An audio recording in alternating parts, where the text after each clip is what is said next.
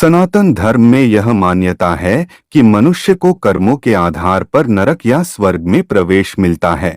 इसके प्रति मार्कंडेय पुराण में यह बताया गया है कि हम किस प्रकार से व्यक्ति के गुणों के आधार पर उसे पहचान सकते हैं कि वह नरक भोग कर आया है।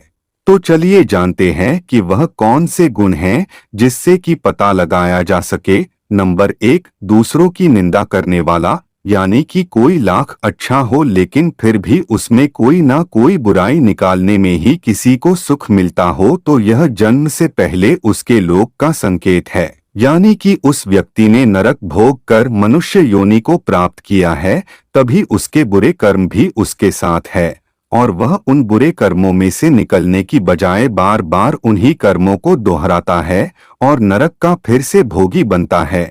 इसलिए कहा जाता है कि परनिंदा से बचना चाहिए और अच्छे व्यवहार से जीना चाहिए। नंबर 2, उपकार न मानने वाला, जो व्यक्ति दूसरों द्वारा किए गए उपकार के बदले कोई सम्मान की भावना नहीं रखता, इसका अर्थ है कि वह अवश्य ही मनुष्य जीवन से पहले नरक में रह चुका है। इसीलिए शास्त्रों में कहा गया है कि अगर आपके ऊपर कोई किसी प्रकार का उपकार करता है तो उसका सदैव सम्मान करें। नंबर 3, दूसरों की पत्नी पर नजर रखने वाला, अगर कोई व्यक्ति अपनी पत्नी की बजाय किसी और की पत्नी के प्रति गलत विचार रखता है या कोई पत्नी अपने पति की बजाय किसी और पुरुष के प्रति गलत विचार रखती है तो मार्कंडेय पुराण के अनुसार वह शख्स नरक भोग के आया हुआ है।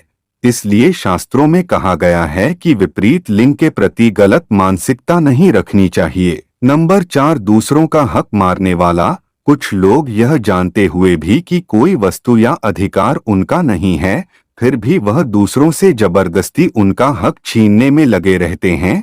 मार्कंडेय पुराण के मुताबिक ऐसे लोग नरक भोग कर पृथ्वी लोक पर आते हैं। इसीलिए शास्त्रों में कहा गया है कि दूसरों का हक नहीं मारना चाहिए ताकि दोबारा से नरक ना भोगना पड़े। नंबर 5, देवताओं की निंदा करने वाला, मार्कंडेय पुराण के अनुसार जो लोग नरक भोग कर आते हैं वह सदैव ईश्वर की निंदा करने में लगे रहते हैं, क्योंकि उनको लगता है कि ईश्वर ने उनके साथ सही नहीं किया है।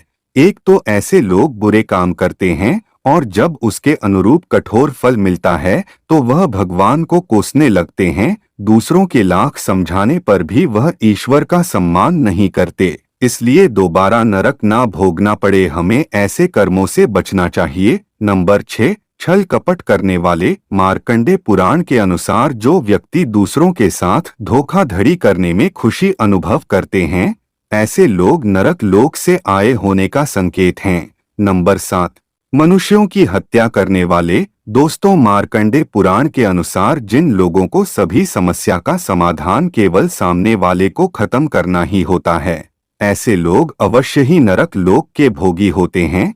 अर्थात हमें सदैव इन बुरे कर्मों से बचना चाहिए ताकि दोबारा नरक लोक का दरवाजा ना देखना पड़े। तो दोस्तों, आपको यह जानकारी कैसी लगी? आप कमेंट सेक्शन में अपनी राय को जरूर साझा करें। सो आज के एपिसोड में इतना ही, मिलते हैं अगली एक और वीडियो में। तब तक के लिए नमस्कार, धन्यवाद अपना कीमती समय इस वीडियो को देने के लिए।